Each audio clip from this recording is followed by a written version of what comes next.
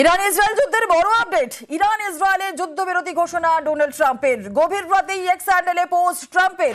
আর যুদ্ধবিরতিতে দুই দেশ সহমত দাবি ট্রাম্পের। আরও একবার আপনাদের জানাই, ইরান ইসরায়েলের যুদ্ধের বড় আপডেট। ইরান ইসরায়েলের যুদ্ধবিরতি ঘোষণা ট্রাম্পের। গভীর রাতেই এক্স হ্যান্ডেলে পোস্ট ট্রাম্পের। যুদ্ধবিরতিতে দুই দেশ সহমত দাবি ট্রাম্পের। আমাদের সঙ্গে রয়েছেন আমাদের প্রতিনিধি অতনু সাপই। অতনু, 6 ঘন্টার মধ্যে সম্পূর্ণ যুদ্ধবিরতির দাবি ডোনাল্ড ট্রাম্পের। এক্স হ্যান্ডেলে পোস্ট করলেন গভীর রাতে ডোনাল্ড ট্রাম্প। অতনু, এটা একটা খুব ইন্টারেস্টিং জায়গা জুলেনা, যে ইরান আর ইসরায়েল 12 দিন ধরে তাদের মধ্যে ঘাত চলছে এবং সেটা সেটা আর হবে না। কিন্তু মজার ব্যাপার হচ্ছে যে এই ইসরায়েল আর ইরানের মধ্যে যুদ্ধবিরতি ঘোষণা করছে কে না, আমেরিকা থেকে ডোনাল্ড ট্রাম্প। মানে ডোনাল্ড ট্রাম্পের দাবি যেরকম বরাবর করে এসেছেন যে তাকে 3-4টে নোবেলের শান্তি পুরস্কার, মানে শান্তির জন্য নোবেল পুরস্কার দেওয়া হোক, কেননা তিনি নাকি সব যুদ্ধ থামিয়ে দেন। এখানেও নাকি তিনি যুদ্ধ থামিয়ে দিচ্ছেন, সিজফায়ার করিয়ে দিচ্ছেন। ইরান ইসরায়েল দুটো দেশ নিজেদের মধ্যে তাদের নানা রকম সমস্যা নিয়ে দীর্ঘদিন ধরেই টানাপোড়েন, মন কষাকষি, সেখান থেকে একটা চরম জায়গায় এসে গত 12 দিন ধরে যুদ্ধ করছে। সেই যুদ্ধ আর হবে না, যুদ্ধ আপাতত বিরতি, সেটা জানাচ্ছেন ডোনাল্ড ট্রাম্প। পরবর্তীতে আন্তর্জাতিক সম্পর্ক বিশ্লেষকরা হয়তো আরো ভালো বলতে পারবেন যে ডোনাল্ড ট্রাম্পের মাধ্যমে এই যুদ্ধবিরতির ঘোষণা ইসরায়েল কিভাবে নেবে। ইরান কনফার্ম করে দিয়েছে, তেহরান কনফার্ম করেছে যে হ্যাঁ, যুদ্ধবিরতি একটা ঘোষণা হচ্ছে এবং তাতে তারা রাজি। কিন্তু ইসরায়েলের তরফে এখনো পর্যন্ত কোনো কনফার্মেশন আসেনি। যদিও ইসরায়েল আমেরিকা যা বলবে তাই করতে বাধ্য, অন্তত এখনো পর্যন্ত তাই তো দেখা যাচ্ছে। কিন্তু তারপরেও কোথাও কি ইসরায়েলের আতে ঘা লাগবে যে ইসরায়েলের আগে তড়িঘড়ি যুদ্ধবিরতি ঘোষণা করে দিল আমেরিকা জানালো যে ইসরায়েল আর ইরান নতুন করে কোনো যুদ্ধে জড়াবে না। এই প্রশ্নগুলো উঠে যাচ্ছে। তবে সবচেয়ে বড় কথা যে যুদ্ধবিরতি তার মানেই হলো অনেকগুলো মানুষের প্রাণ বাঁচা, অনেক সম্পত্তির ক্ষয়ক্ষতি থেকে বেরিয়ে আসা, যেটা একদিক থেকে ভালো খবর। এবং পরবর্তীতে যুদ্ধবিরতি কতদিন চলে বা কোন কোন শর্তে এই যুদ্ধবিরতি হচ্ছে তা তো এখনই জানা সম্ভব হচ্ছে না। ডোনাল্ড ট্রাম্প শুধু জানিয়েছেন যে ইরান আর ইসরায়েল আপাতত যুদ্ধ করবে না, কিন্তু কেন করবে না, তাদের কি কি শর্ত রয়েছে সেসব নিয়ে এখনই জানা যাচ্ছে না। সেই শর্তগুলো দেখার পর বোঝা যাবে এই যুদ্ধবিরতি আদৌ কতদিনের জন্য টিকবে। তবে একদিক থেকে ভালো খবর, যখন দুটো শক্তিধর দেশ লড়াই করে। একটা মজার ব্যাপার অতনু, যেটা ডোনাল্ড ট্রাম্প তিনি উল্লেখ করছেন, তিনি বলছেন যে প্রথমে যুদ্ধবিরতি করবে ইরান, তারপর ইসরায়েল। অর্থাৎ যে প্রত্যাঘাত, সেই প্রত্যাঘাত প্রথমে থামিয়ে দেবে তেহরান এবং তারপরে আঘাত থামাবে ইসরায়েল। অন্তত ডোনাল্ড ট্রাম্পের এরকমই দাবি। তো ডোনাল্ড ট্রাম্প তার মতো বলছেন, তিনি আগেও তো বলেছেন যে ভারত আর পাকিস্তানের যুদ্ধ নাকি তিনি থামিয়েছেন। এক্ষেত্রেও তিনি বলছেন যে যুদ্ধবিরতি। কি করেও আমেরিকা থেকে একজন জানিয়ে দিতে পারে যে ইসরায়েল আর ইরান আর যুদ্ধ করবে না। আমি জানি না এরপরে ইসরায়েল কিভাবে, ইসরায়েল থেকে কোনো বিবৃতি এখনো পর্যন্ত কোনো প্রতিক্রিয়া পাওয়া যাচ্ছে না। ইসরায়েল এটাকে কিভাবে নিচ্ছে? তেহরান জানিয়েছে হ্যাঁ, একটা যুদ্ধবিরতির কথা হয়েছে। পরিষ্কার করে জানার চেষ্টা করবো, বোঝার চেষ্টা করবো যে এই যে বলা হচ্ছে যে মানে দুই দেশের মধ্যে আগে একটা দেশ যুদ্ধবিরতি ঘোষণা করবে, তারপর আরেকটি দেশ যুদ্ধবিরতি ঘোষণা করবে, এমনটাই বলছেন ডোনাল্ড ট্রাম্প। এটা সবসময় যুদ্ধবিরতির নিয়ম। এটা যারা সবচেয়ে বেশি আঘাত আনছে তারা যতক্ষণ না থামাচ্ছে ততক্ষণ পর্যন্ত যুদ্ধবিরতি হয় না। যেমন ভারত পাকিস্তানের ক্ষেত্রেও আমরা দেখেছি, এবং ইরান যখন এর আগে প্যালেস্টাইনের সঙ্গে যখন সিজফায়ার হয় ইসরায়েলের, সেক্ষেত্রেও আমরা দেখেছি ইসরায়েল প্রথম আঘাত আনার পর এখন তেহরান সবচেয়ে বেশি আঘাত আনছিল ইসরায়েলের উপর। সুতরাং যুদ্ধবিরতি মানে আগে তেহরানকে থামতে হবে এবং ইসরায়েল কথা দেবে যে ইসরায়েলও ভবিষ্যতে আর কোন রকম কোনো অ্যাটাক করবে না। এটাই হলো যুদ্ধবিরতি। এবং সেই যুদ্ধবিরতি ঘোষণা হচ্ছে শুধুমাত্র আমেরিকা থেকে, যে পশ্চিম এশিয়ায় আপাতত শান্তি বিরাজ করবে।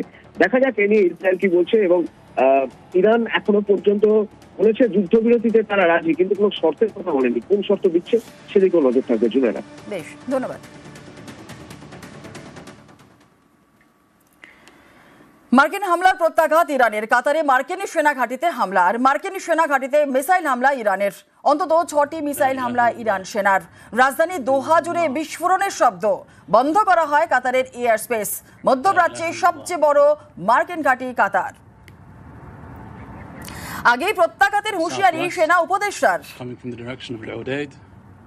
ولی نباید پامون رو از خرخره نتانیاهو و جنایتکاران صهیونیست برداریم. ضمن اینکه دست ترامپ رو باید قطع کنیم با تدابیر الهی رهبر عزیزتر از جانمون، اما باید خرخره نتانیاهو رو ببریم و برای همیشه به درک واصل. ইরানের হামলার নিন্দা কাতারের, আর কাতারের সার্বভৌমত্ব আঘাত বলেই দাবি। পাল্টা প্রত্যাঘাতের হুঁশিয়ারি কাতারের। ইরানের হামলা আটকানোর দাবি কাতারের, আর ইরানের মিসাইল ধ্বংস করার দাবি কাতারের। বিবৃতি দিয়ে দাবি কাতারের প্রতিরক্ষা মন্ত্রকের।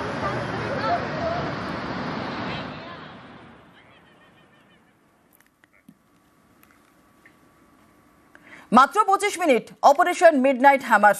ইরানে ঢুকে আমেরিকার অ্যাটাক। ইরানের চোখে ধুলো দিয়ে হামলা B-2 যুদ্ধ বিমানের। ইরানের 3টি পরমাণু কেন্দ্র ধ্বংস।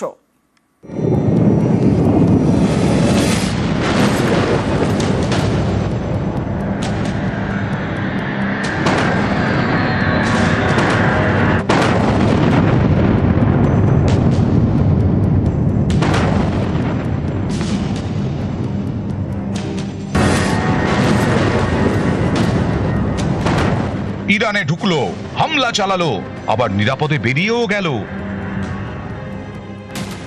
মাত্র 25 মিনিট, অপারেশন মিডনাইট হ্যামার। ইরানে ঢুকে আমেরিকার অ্যাটাক, ধ্বংস ইরানের তিনটি পরমাণু কেন্দ্র। ইরানের চোখে ধুলো দিয়ে অ্যাটাক। পেন্টাগন জানিয়েছে এর জন্য একই সময়ে দুদিক থেকে যুদ্ধ বিমান B-2 ওড়ে। আমেরিকার মিসৌরিতে হোয়াইটম্যান এয়ারবেস। শনিবার এখান থেকে পশ্চিম দিকে মার্কিন বায়ুসেনার B-2 বোমারু বিমান ওড়ায় আমেরিকা। এই বিমানের ট্রান্সপন্ডার থাকায় প্রশান্ত মহাসাগরের ওপর দিয়ে যেতেই ইরানের রাডারে ধরা পড়ে। ফলে সেদিকেই নজর রাখে ইরান। এই সুযোগেই অন্য দিক দিয়ে অ্যাটাক। 7টি লোডেড B-2 বোমারু বিমান উড়ে যায় পূর্ব দিক দিয়ে। ইরানে ঢুকে নিশানা করে তাদের 3টি পরমাণু কেন্দ্র।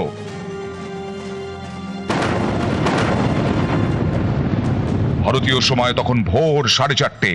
ইরানের পাহাড় ঘেরা ফোর্দো, নাতানাজ এবং ইস্পাহান পরমাণু কেন্দ্র। ইরানের এই 3টি পরমাণু কেন্দ্রে হামলা চালায় America. Part of the package proceeded to the west and into the Pacific as a decoy. The main strike package, comprised of 7 B-2 Spirit bombers, each with 2 crew members, proceeded quietly to the east with minimal communications.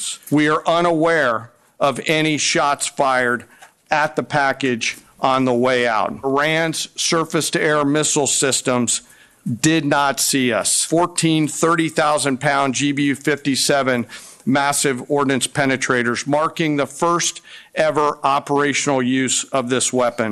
More than 125 U.S. aircraft participated in this mission. B-2 যুদ্ধ বিমান দেখতে অনেকটা বাদুড়ের মতো। বিরাট বিরাট দুটি ডানা, কোনো ল্যাজ নেই। চওড়ায় 172 ফুট, লম্বায় 69 ফুট, সব মিলিয়ে ফুটবল মাঠের প্রায় অর্ধেকের সমান। এরকম একটি যুদ্ধ বিমান তৈরিতে খরচ প্রায় 9,000 কোটি টাকা। সর্বোচ্চ গতিবেগ ঘন্টায় 1010 কিলোমিটার। একটি B-2 বিমান বিশাল ওজনের 2টি বাংকার বাস্টার বোমা বহন করতে পারে।